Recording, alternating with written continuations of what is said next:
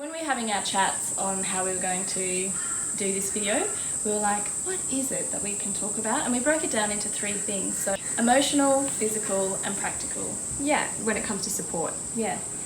Obviously we want to tread cautiously talking about this, and it's funny because we were like, is it insensitive to be jovial and upbeat? But you have to remember that there's always going to be a silver lining to a crisis. Something like this happens, there's a mood, like we've already seen that there's a mood, and dare I say these 2 words, climate change. I mean, if that's not a polarising phrase, I don't know what is. But the world's changing. Yeah, the world's changing, and this is the time where you have to have these conversations. Even I know from having these conversations with the people who we've spoke about in this video, it just makes you more aware.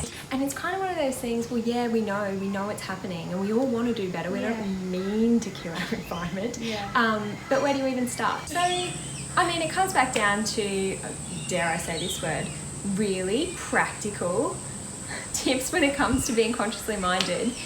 I mean, the borax, like, I didn't know that. And vacuuming out soot. Yeah. High five, Penny, that was a good one. Yeah. So when this all started happening, obviously over Christmas and New Year's, I was reading Lee Sales's book, Any Ordinary Day. And for those who haven't heard about it, Lee Sales has written a book and she interviews quite a lot of well-known Australians who have gone through a tragedy in their life. And it's basically a book about grief and how you come out the other side of grief. When I was reading it, I just thought, oh, this would be such a good book to gift to someone. Whilst it might not seem applicable at the moment, in time, someone might be ready to read. Yeah. Anyway, it just might be one to keep on your radar. If you're going to donate clothes, think about the person, what their style is. If you don't know, ask them what they want, or actually gift them a stylist to take them shopping when they're ready for it. It's not a plug for me. Obviously I can shop with you, but getting a personal stylist is really personal. It's just such a useful tool because a lot of people will be feeling overwhelmed. They don't want to go into a crowded shopping centre to find clothes. They're not probably emotionally ready, but they know that they do need clothes. Yeah. You could offer to take all the clothes like we mentioned earlier and wash them. Coat hangers. Yeah. Your go-tos are? My go-tos are the flocked black coat hangers. You can actually get them from Kmart for $10 for $30. The other one would be a wooden coat hanger. Those little potpourri sachets, so they're lovely for your drawers once the clothes have been cleaned and the smoke odour's out. Drawer liners that are scented, like paper drawer liners. It's an inexpensive gift item, but it's beautiful to have something in the liner of your drawer. Those little wooden balls that you can get, the wood obviously carries scent, so you can dunk them in any essential oil. We were saying tea tree oil, so putting that in the bottom of your cupboard. I think this is a good time to also bring up natural fibres and talk about them. We both share a love for them. Advocates. Natural fibres are a cooling device, so that's why wool is great for summer because it keeps you cool. Even though everyone thinks, whoa, wool's so hot, it's not. Like with your cousin. Yeah. So my cousin's husband was caught in a really serious accident where he was burnt to almost 70% of his body.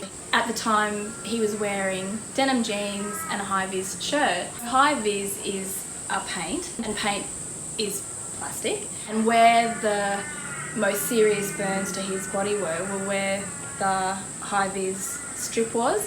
There was more risk for infection because when paint or plastic, any plastic burns, it melts and has a revolting odour, and it's also chemical, so it melted into his skin, and therefore he was at very high risk around this area of his body for infection. Natural fibres breathe. When a natural fibre burns, it burns a lot more slowly and it goes to ash. Synthetic fabrics don't. So I would say natural fibres saved his life. Even hearing that story, it just makes you more aware of putting synthetic fibres into your wardrobe. Obviously synthetic fibres have their positives as well, and place. High-vis is something that he might have needed to wear that. Of course. It's a safety. Yeah, I mean, there's exactly. double-edged sword. But it's just being more mindful of that. And then when we had that conversation about your mum. Yeah, so this is probably a good lesson or a thing to pass on, mums, to your children. So when we were little, remember those silky boxer shorts that had all the Looney Tunes? They came with the cartoon matching characters? top. Yeah. We used to go into town and we'd see these brightly coloured, silky, smooth, shiny shorts, and we'd be like, Mum, can we get some? It was always like, no. And we were like, why can't you be cool, Mum? It's one of those moments where you would have been like, Yeah, why can't you be like every other mum? And she was like, because those shorts are polyester, and if you're caught in a house fire, polyester will go up in flames, it melts, and it will burn into your skin. It's a bit like, what are the odds of being caught in a house fire? Yeah. well, you never know. You should never think like that. Looking back, you're like, man, I had a cool mum. Pretty sure I bought some with my pocket money. Me too. Ours were handmade. Yeah. Oh. Everything that you buy, just have a quick check of the label. When I'm in the stores, I'll be like, that's, you know, like cotton. And then you look at me like, oh my God. That you really do have to check. Yeah. To be on your toes with this. And don't be self-conscious about that, because I do the No. same. Oh my God. And I think they think she's checking the price tag. I mean, that's also what I do. that too. And I check all the seams, but I will always check the fibre content and how it's to be washed. Because if it's dry clean, I'm out. It's a really slow process going shopping with Penny. Yeah. Are you in or out? You're in or out? Yeah.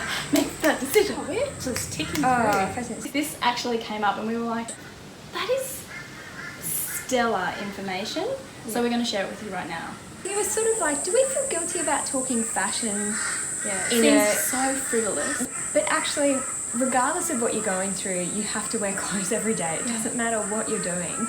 Anna's mantra is, Well, clothes are like your armour. Even if I'm in a really terrible mood or I just don't feel like doing what I'm doing today, or I'm just in a funk, I will always get up, do my hair. It's just doing the simple things to almost prepare you for the day, so then when you walk out the door, it makes you go about your day in a really unselfish way, because you know that you're dressed and you're good to go. you're not worrying what people are thinking of your of you, appearance, yeah. and you're more present in the conversation. Exactly. Even when we were going through the floods back in 2011, we were cleaning out houses. It was not the time to care about what you looked like, but it was just these little things that were ingrained in my mind. Like, you know, I was in like a Bisley denim shirt, but it was hella big, and I'd just tuck it on one side. You know, like just finish off the look. Make sure my hair was neat. I'd always have a hat, because whenever you wear a hat, you just look finished. Yeah, you really do. You do. It's like life's greatest secret. The other thing I'm going to add to that,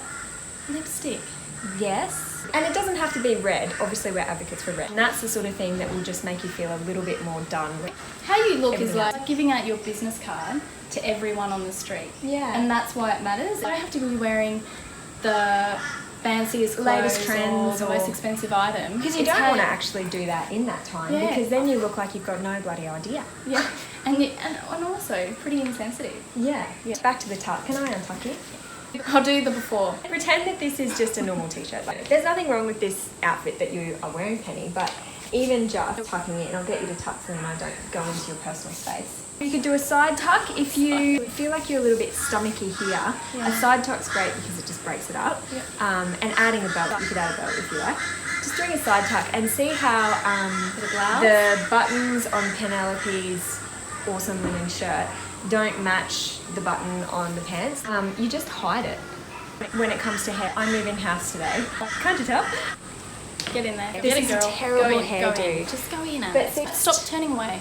I've literally got my hair in a hair tie, but I always carry a bobby pin and I just wrap a piece of hair around, so then I just look a little bit finished. So don't underestimate the power of the simple pleasure. A nice lipstick, tucking in your shirt, running brush through your hair, even wearing earrings for me, time and place, nail polish. Those sort of things could also be ways of supporting your friend. Me thinking that without adversity or without tragedy, sometimes we need them in our life to realise that, or to bring out the kindness and the compassion and the generosity of spirit in people. And that's a really, like, I get a bit goosebumpy saying that, because that's something that has been really uplifting in quite a dark first couple of weeks to the new year. Yeah.